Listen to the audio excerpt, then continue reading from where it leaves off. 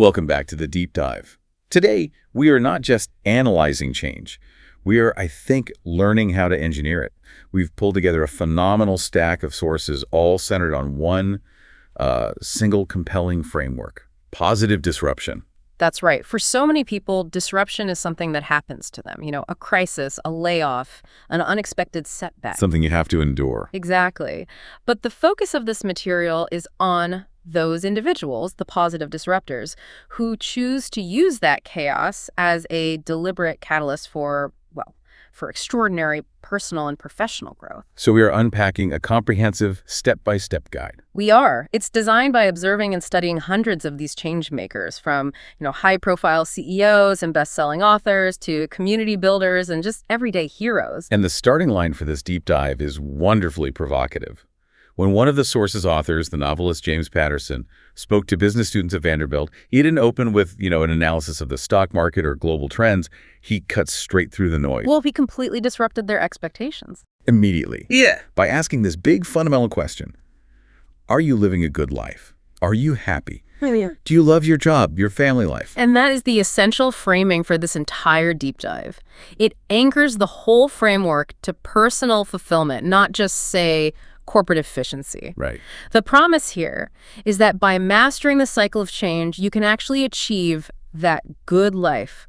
We'll walk you through the entire journey, from the source of motivation, the crucial inner fire, through the method, which is the 5-step positive disruptor loop, the roles you can play, and finally, the consistent behaviors needed for sustained success and refinement. Okay, let's unpack this starting point. Before you can disrupt anything externally, you have to look inward and identify what the sources call your fire inside. It sounds compelling, but what are the actual components of this ignition source? Fire inside is the unique personal engine for positive change. It's where 3 distinct elements overlap. First, you have talent. This is what you're genuinely great at. Innate or learned, right? Either one. It could be an innate skill, like you're a natural negotiator or you have this exceptional creative flair.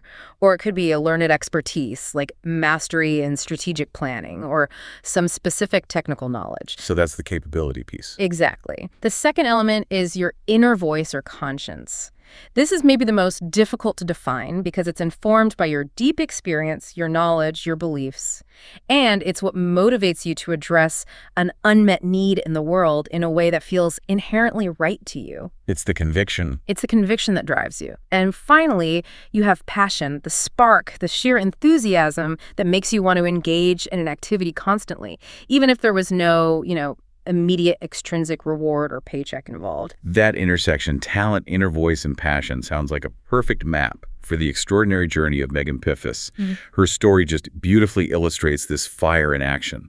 Oh, she is a textbook example. Her talent was world-class ventriloquism and performance, spanning vocal ranges from pop to opera. Her passion, that was ignited at age 10 after she saw a female ventriloquist, which was a disruptive sight in itself at the time. Why? And she spent countless hours practicing using these instructional tapes. Her mother, who was a speech pathologist, managed to find at the library. But she didn't initially pursue this professionally, right? She ended up working full-time in real estate, which is where the external disruption came in. Correct. The disruption arrived unexpectedly in her inbox. An email from Matt Vogel, a principal Muppet performer for Sesame Street. Wow. That's the moment the fuel met the fire. She was working in real estate, but the pull of her latent talent and passion, her inner voice, was just too strong to ignore. And she took this monumental leap, even enduring the challenge of auditioning and training virtually while she was pregnant with her second child. It quickly led to an outcome that, it transcended personal success. It really did. She became the first Black woman puppeteer on Sesame Street, debuting the Muppet Gabrielle. And that inner voice aspect of her fire instantly manifested as purpose. Gabrielle wasn't just another character. She was introduced to help teach children like Elmo and Abby Cadabby about racism. So it had a mission from day one. From day one. Megan quickly realized, as she said, she was making history in a show that had already been around for over 50 years. And what stands out to me is that her excitement wasn't just about the gig. It was about the ripple effect, right? Mm-hmm. Opening doors for other Black women, women of color. That shifts the focus from a job to a real calling. That shift is exactly why the sources make a crucial distinction between purpose and mission. We use those words, interchangeably. All the time. But within this framework, they serve different critical functions. Purpose is your deepest core reason for existence. It's broad and timeless. For Megan, that might be entertaining people and instilling confidence in young children.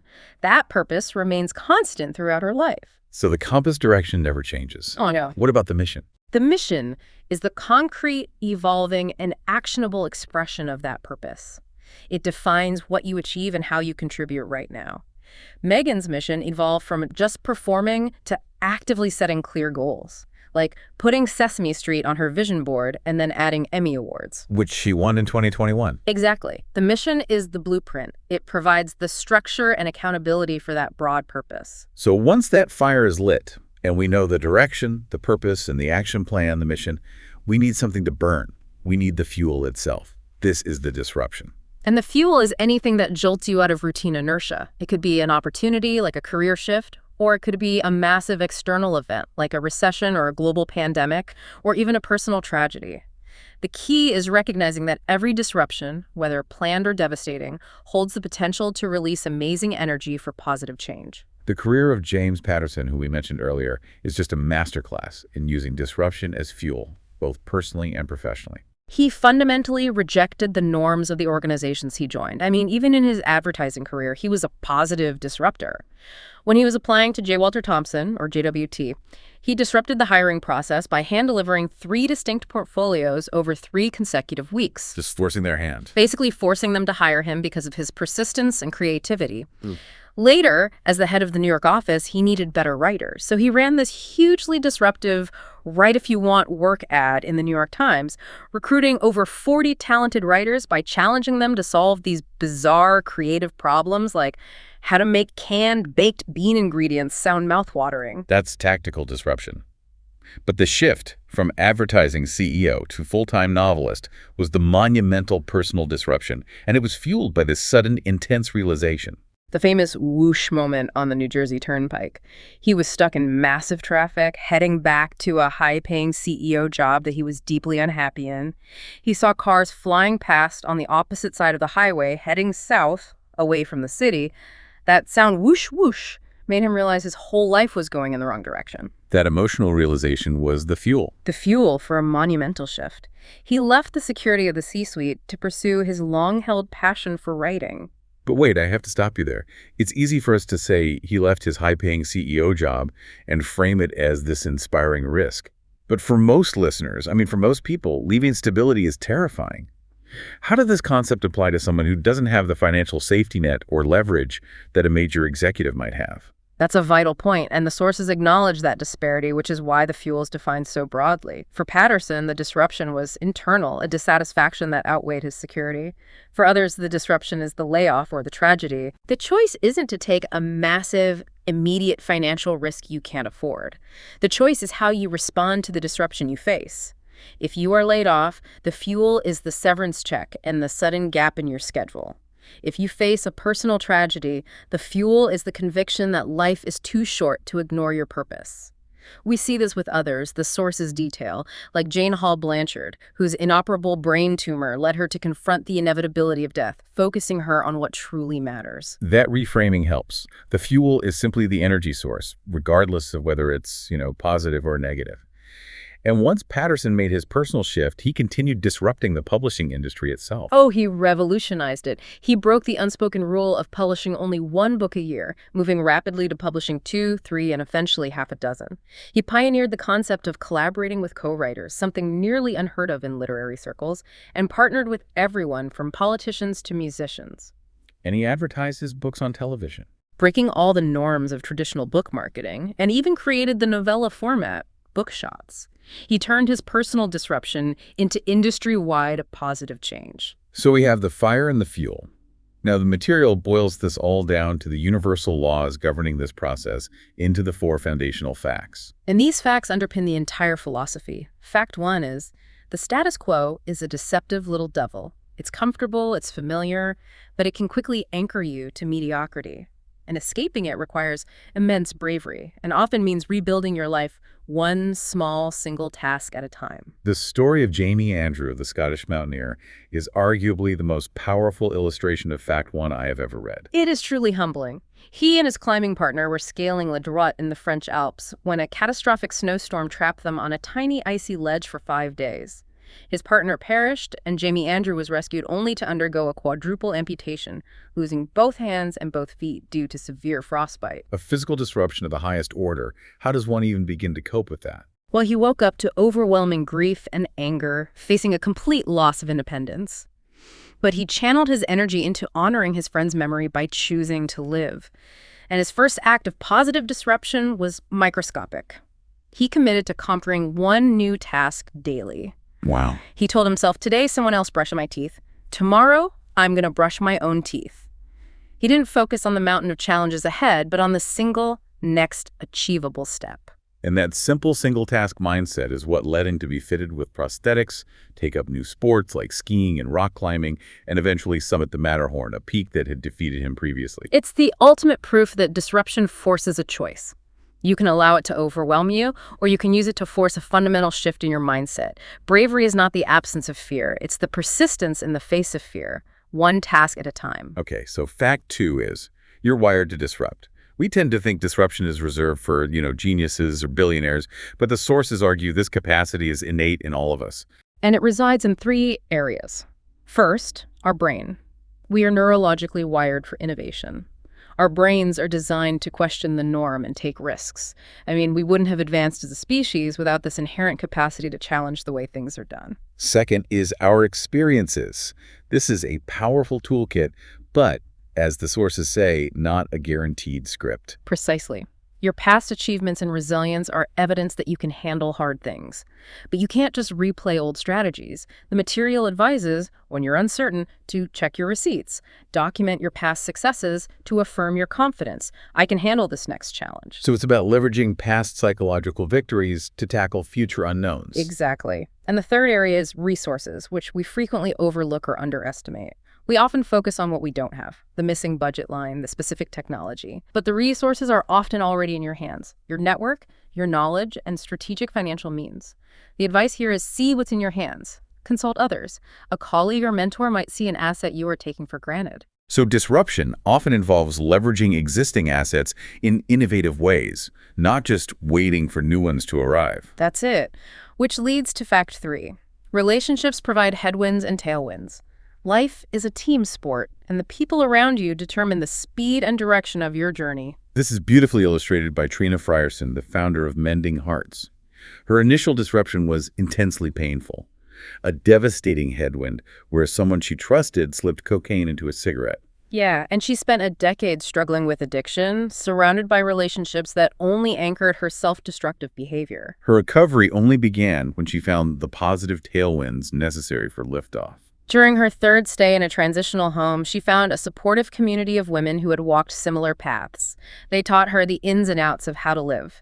And that supportive environment was the ignition point for her inner voice. In 2004, she established Mending Hearts, a residential recovery program for women struggling with addiction and homelessness. And she built it on a framework that was disruptive in its own right, fully integrating Maslow's hierarchy of needs. She made sure physiological basics like food and shelter were met before attempting to tackle psychological needs like self-esteem. It was a strategic, humane disruption to the traditional recovery model. And the results are undeniable. Mending Hearts has grown into the largest female full-team care service provider in Tennessee, serving thousands of women. She actively sought out tailwinds by forging relationships with local officials and the wider community, proving that lasting positive change is always a collective effort. Finally, Fact 4. Your time here is finite. Make it count in ways that matter. This forces us back to the core concept of purpose. Tom Deary, co-founder of Rising Tide Car Wash, faced this fact early on. He started the car wash with his father specifically to address the shocking 85% unemployment rate for people on the autism spectrum, with the goal of employing his brother Andrew. But the early days were stressful. Customers appreciated the social mission, but complained about the quality of the wash. The business was shaky. He felt like quitting. His moment of truth was his deep reflection on Fact 4. His motivation supporting his brother was constant. He realized he needed to choose stability in his purpose rather than chasing every market trend or quick fix.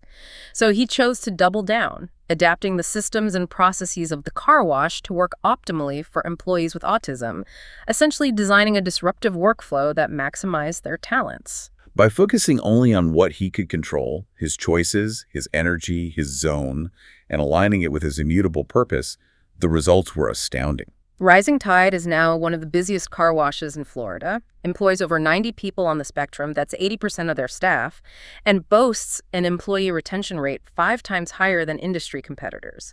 He chose purposeful stability over drift. So we have the ignition, the fire and the fuel, and the context, the 4 foundational facts. Now we move into the actual methodology, this 5-step framework for managing and sustaining change, which the sources call the positive disruptor loop. This loop is the positive disruptor's dynamic operating system.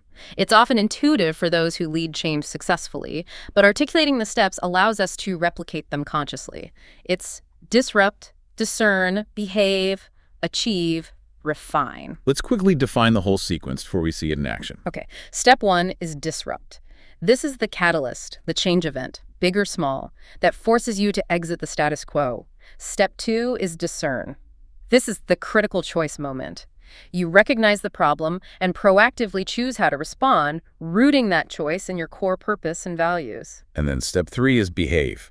This is where thought becomes action, implementing new habits, routines, and physical actions. Right. Step 4 is achieve. This is the measurement stage, quantifying the new results, which can be positive, negative, or a mix of both. And critically, step 5 is refine. This is the step most people skip. Feedback loop. It is. You review the results, you reflect on what they mean, you revise your approach based on what you learn, and you recommit to the next effort, which then sets the loop in motion again. It's continuous improvement driven by change. The story of Pia Landell-Quist and the founding of her organization, Gadens Burn, which means street children, provides a beautiful, detailed map to follow through all 5 of these steps. Pia was a successful restaurateur in Denmark. Her loop began at step 1, disrupt, during a vacation in New Delhi. She encountered 2 young orphan children with profoundly empty eyes. She was shocked by the stark contrast between their misery and the indifferent reaction of her driver. That image just profoundly disrupted her comfortable worldview and ignited a powerful sense of empathy. That disruption immediately forced her into step 2, discern. She couldn't unsee the injustice. She questioned her entire purpose. She tried to engage with large NGOs, but they only wanted money, not her hands-on help. She felt frustrated by the inertia, and her resolve crystallized when she was hospitalized, and an old woman gave her this crucial, simple advice. Follow your heart. All those making bad noise, put them away. Wow. Pia consciously chose to abandon the comfort of passive observation and become an active participant, committing to a personal solution. That decision led to the challenging phase of step 3, behave, which required tremendous patience.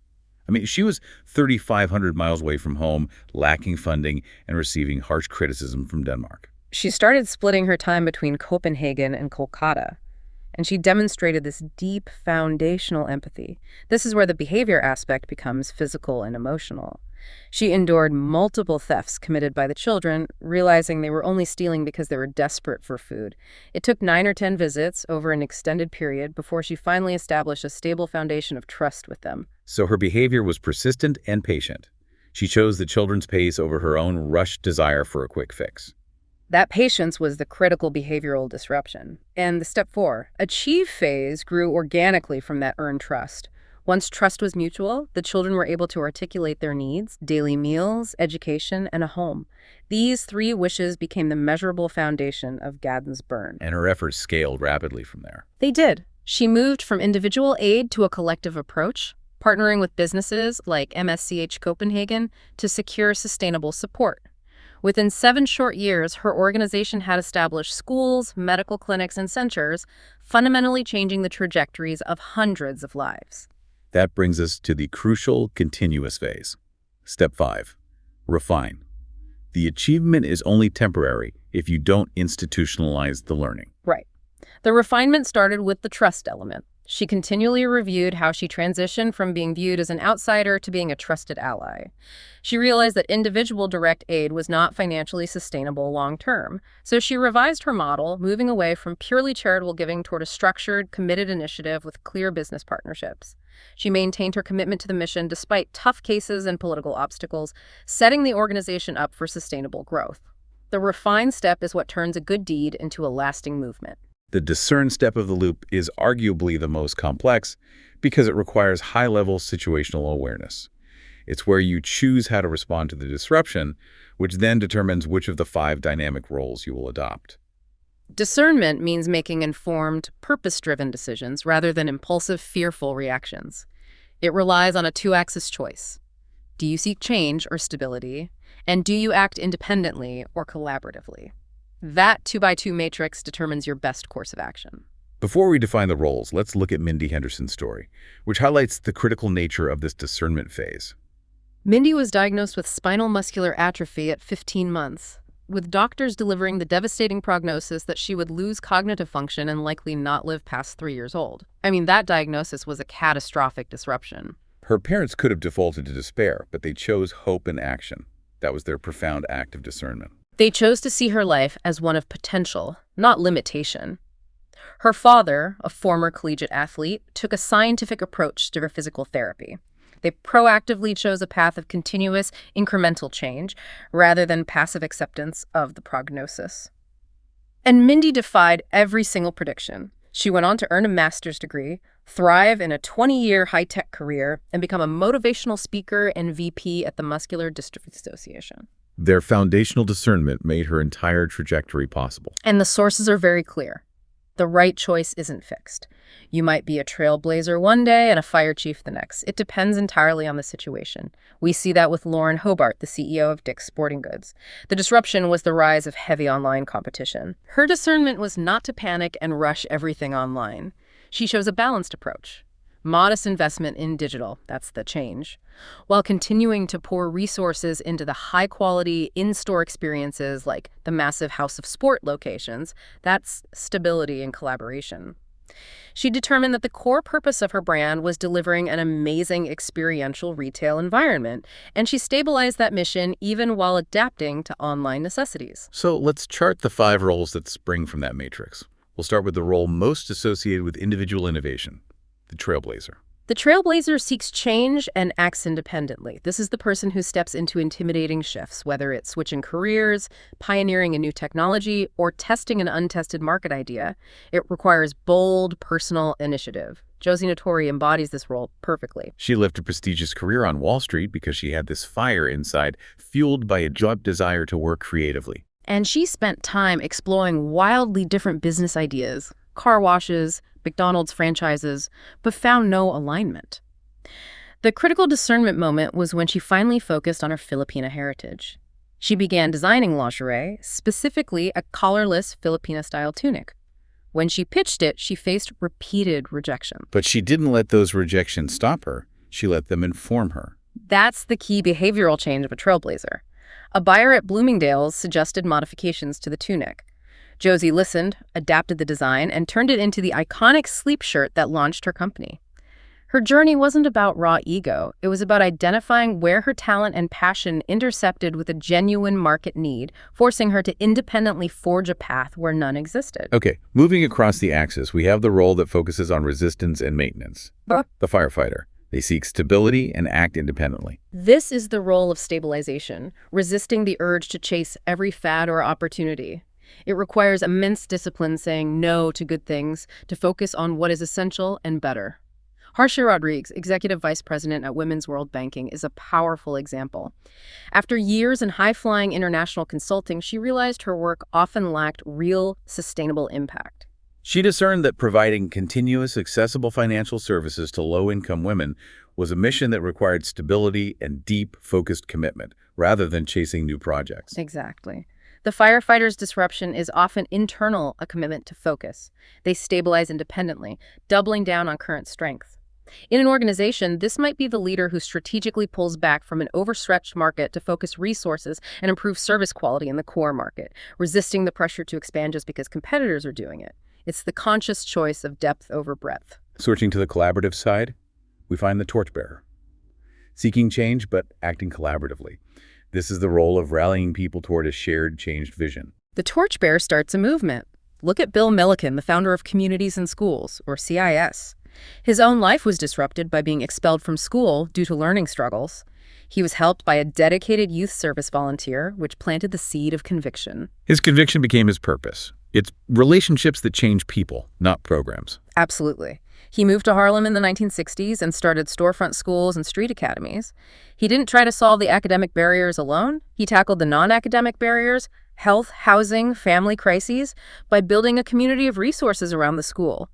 CIS, founded in 1977, now operates in over 3,300 schools because Milliken was able to convince businesses, politicians, and volunteers to rally together. He lives by the powerful mantra that love is hope in action. Then the balancing force to the torchbearer is the fire chief, seeking stability but acting collaboratively. They work with others to maintain direction and preserve what is valuable. The fire chief uses collaboration to resist faddish, disruptive trends that distract from a deeper, enduring purpose.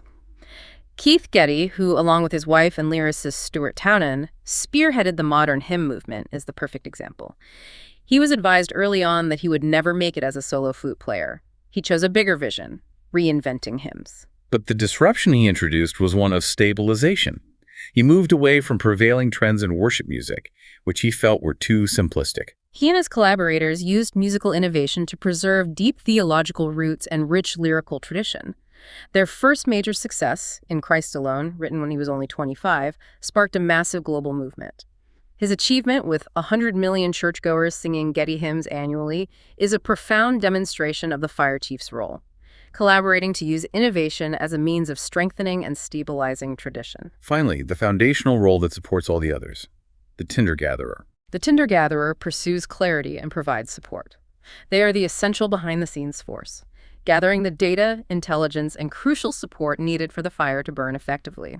Robert Barnett, the legendary expert in presidential debate preparation, is the ultimate example. His job is to play the opposition, to challenge and prepare high-profile clients like Bill Clinton, Joe Lieberman, and Barack Obama. He is the strategic counsel and intelligence officer. He doesn't make the ultimate decision, but he ensures that the decision maker, the president or candidate, takes action with strategy and insight, not blind confidence. This role requires immense balance, reflection, and the wisdom to know that the smart move is better than just any move. In a team setting, this is the person who brings in outside customer feedback, researches competitor moves, and provides the clarity that allows the trailblazers and torchbearers to act effectively. We've moved from the conceptual, the fire and rolls, to the practical. The sources make it undeniably clear that a great strategy is meaningless without consistent, purposeful action. We're moving into the 16 behaviors that define positive disruptors. This is where success is engineered day in and day out. As the baseball player Dansby Swanson notes, the big dreams are just the start. The results are delivered through daily habits and meticulous routines, physical training, early morning scripture reading, and planning. He focuses ruthlessly on the things he can control, like his approach to the plate or his positioning at shortstop, even when failure, like a strikeout, is inevitable. So these 16 behaviors are the actionable routines. The sources group them using body parts, which is a great mnemonic device. Let's take that head-to-toe inventory, focusing on the core concept behind each pair. Starting with the brain, this governs the mindset behaviors. Behavior 1. Think deeply to uncover insights, and behavior 2. Believe better is possible. This is radical optimism anchored in analytical rigor. David Mendelsohn of Donko Paper, a third-generation recycling expert, really exemplifies that. His great-grandfather was an early pioneer in using 100% recycled newsprint. David's team carries that optimistic legacy, viewing industrial waste not as a problem, but as an asset waiting for an ingenious solution. And the genius example is the gummy bear scrap. They had generic, misshapen gummy bears as a byproduct, essentially industrial waste destined to be shipped off as cheap pig feed. That's a classic liability. Wait, gummy bears were pig feed? That is a hilarious image, but also a costly disposal problem for the manufacturer. Precisely. David's team engaged in deep, unconventional thinking. They uncovered a need with a client who was struggling to create better bait to lure grizzly bears safely away from residential areas. And the triple benefit solution was incredible. The gummy scrap, which proved irresistible to the bears, provided a highly effective raw material for the bait company, ensured the bears were safely managed, and eliminated the disposal costs for the gummy manufacturer. David asserts recycling is economics, proving that optimism anchored in profitability can create the most bizarre but effective solution. That is genuinely brilliant. Next, the I's, which govern behavior 3, have a vision in behavior 4. See brutal reality. You need both the dream and the cold, hard facts. Joel Anderson of Anderson Design Group had to confront brutal reality not once, but twice. His career was built on designing music album covers, an industry that was rapidly declining due to digital streaming. If that weren't enough, he was diagnosed with Parkinson's disease the day before his 55th birthday. That is immense pressure that could derail anyone. How did he hold on to the vision? He pivoted based on his core strength and passion. He saw a new vision in vintage-style travel posters, focusing on national park art with a timeless romantic feel. The Parkinson's diagnosis forced him to see the brutal reality that his fine motor skills were deteriorating, making manual drawing difficult. So he adapted by becoming the creative conductor, orchestrating his team's talent and collaborating deeply. Instead of letting the diagnosis limit him, he embraced hiking and travel, which helps slow the progression of the disease, to gather inspiration for his team. He let go of the specific how, the manual drawing, to save the core what, the artistic vision. The ears govern the listening behaviors. Behavior 5. Listen to understand. Behavior 6. Hear what's not said this way. Especially crucial during a crisis. Vanessa Ogle, founder of NCO, is an expert in pivoting based on acute listening. She started a technology business in 2000, only to be crushed by the post-9/11 collapse of the financial and travel markets. She pivoted to hospitality technology. Then came COVID-19, gutting her core market again. You would think after surviving 9/11, that level of disruption would break anyone. Her leadership relied on open communication and deep listening. She didn't just listen to customers' articulated needs for cheaper technology. She heard their unvoiced fears and anxieties about safety and hygiene. This insight led her team to rapidly develop products like VEA, a remote check-in agent, and CleanLight, a portable UVC disinfection cart. By addressing the unvoiced need, the underlying fear of contamination, NCO innovated and dramatically strengthened customer loyalty, ensuring survival. The mouth governs communication. Behavior 7. Say something smart. And behavior 8. Stay on message. This is about authentic voice and consistency. Sports writer Mike Lupica was marked for success early on when the legendary Red Smith praised him to his editor. Lupica's success hinges on his authenticity and consistent voice. As another writer noted, a columnist's voice is like a boxer's left hand. You either have one or don't. And he wasn't afraid to use that voice, even if it meant critiquing an established figure like Knicks legend Walt Frazier. He adhered ruthlessly to the mission of journalism as history in a hurry. Whether covering the miracle on ice or criticizing a star player, he speaks with intention and consistency. For a positive disruptor, staying on message means cutting through confusion and building the trust necessary for others to follow your vision when things get tough. Moving to the emotional core, the heart, which drives behavior 9. Care about others, and behavior 10. Act on your conscience. Alicia Sirrett's corporate path at a Seattle law firm was disrupted after a trip to Sierra Leone. The intense, jarring contrast between her daily comforts, Starbucks runs, and Lululemon gear, and the urgent, basic human needs she witnessed was overwhelming. That stark reality fueled her change, even when she later faced a personal health crisis. She acted on her conscience, partnering with a nonprofit executive to create sustainable job opportunities, focusing on farming projects and pineapple plantations. She didn't just write a check, she acted on a personal, deeply moral conviction, prioritizing the right path, creating sustainable, meaningful jobs over the easy path of returning to corporate life. That level of conscience is the engine for deeply resonant, positive disruption. The gut is next. Behavior 11. Trust your instincts, and behavior 12. Push past the butterflies. This is about making hard calls under pressure.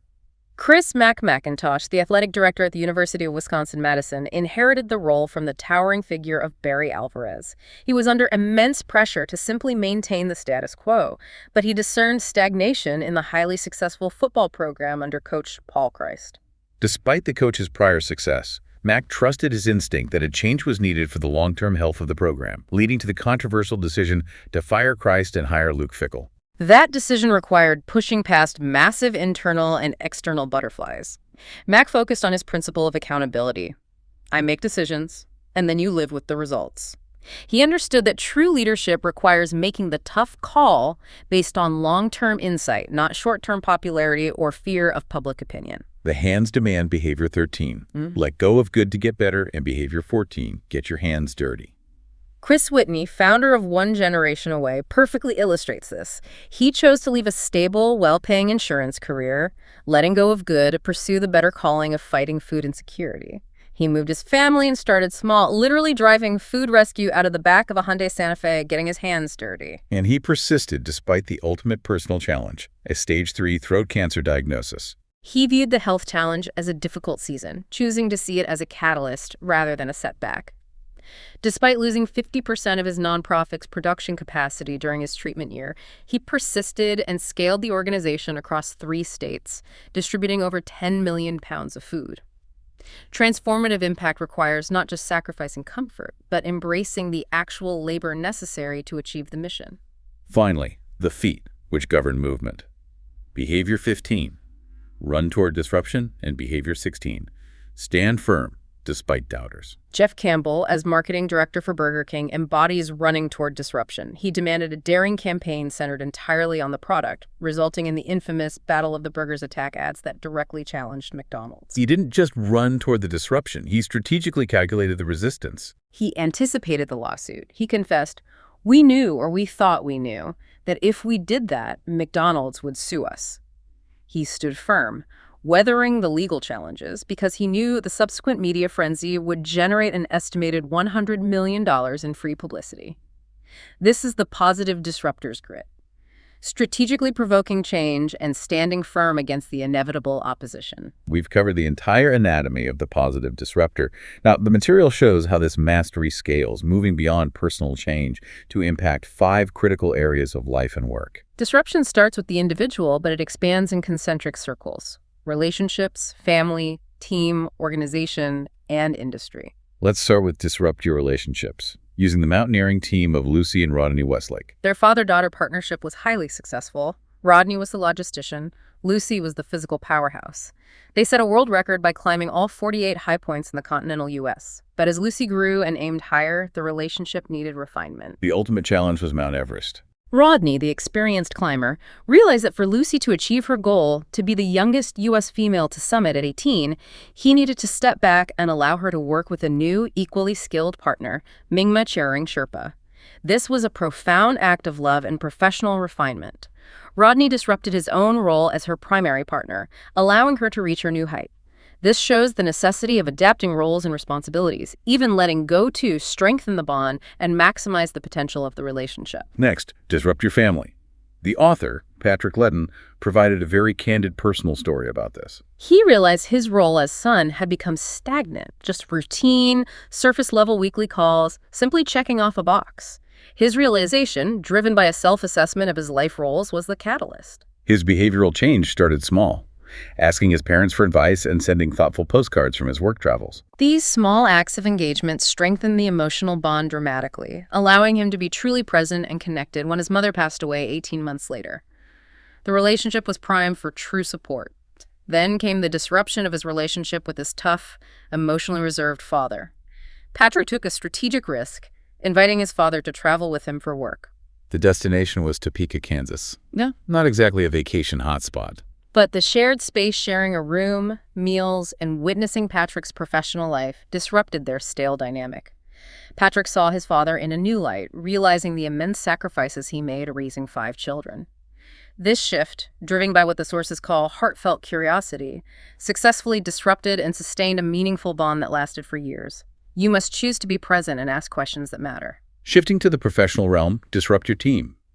Coach John Calipari operates in perhaps the most disrupted environment in sports, the constantly shifting rules of the NCAA and the one-and-done phenomenon of college basketball. Calipari's positive disruption strategy is fundamentally player-first. He avoids imposing a rigid, inflexible system. Instead, he adapts his coaching and leadership style to fit the strengths and needs of the players he recruits each year. This flexibility is his institutional disruption. His success and national title and 70% of his players drafted into the NBA relies on focusing on collective, adaptive values and making bold, flexible decisions like his recent move to Arkansas to rapidly rebuild a struggling program. A great disruptor adjusts their system to fit their talent, not the other way around. Scaling further, we examine disrupt your organization, which is illustrated through 2 contrasting types of disruption. First, disruption thrust upon you. Tractor Supply Company during the COVID-19 pandemic.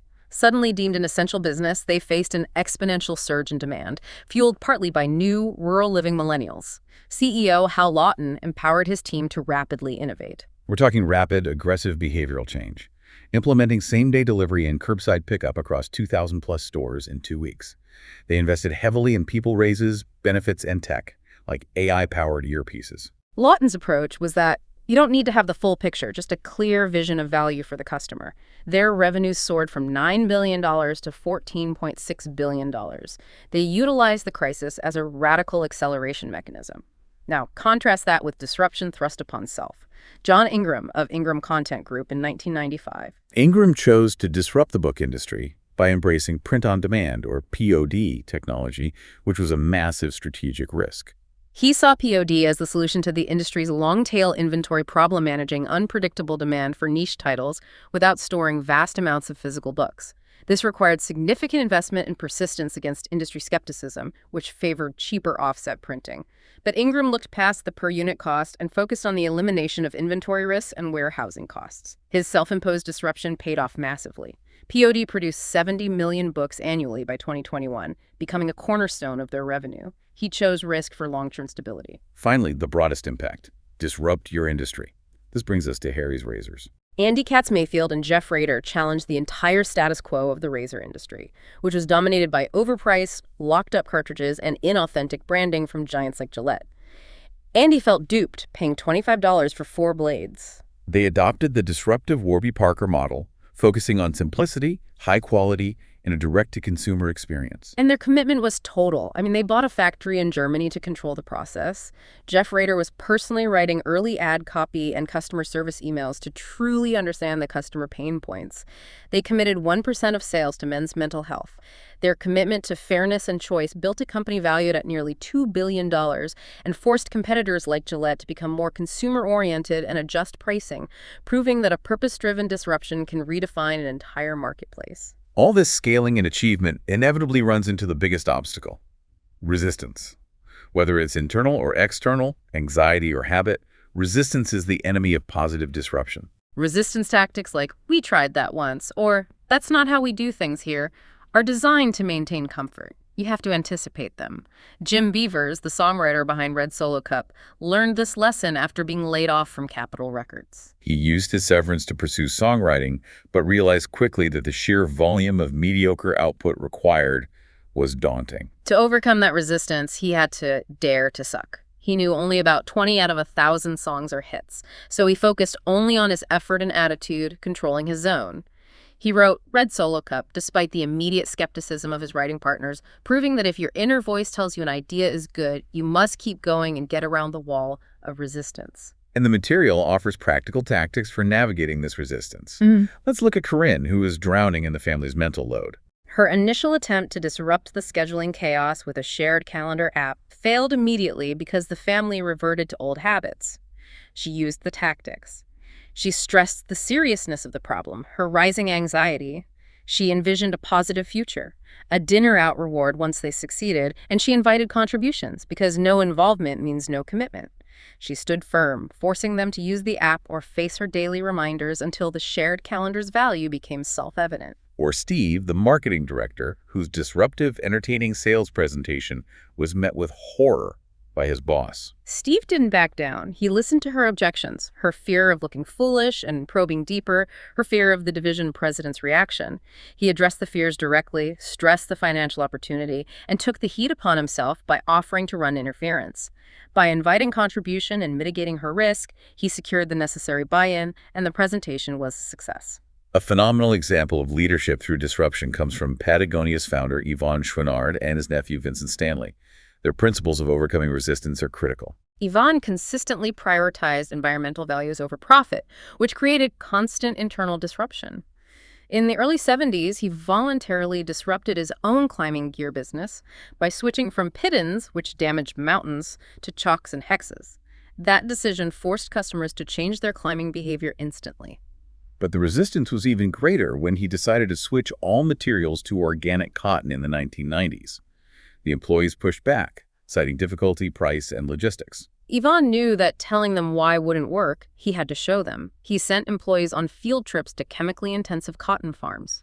Vincent Stanley recounted the visceral experience, the workers smelling the noxious chemicals originally used as nerve gas and seeing the lifeless soil.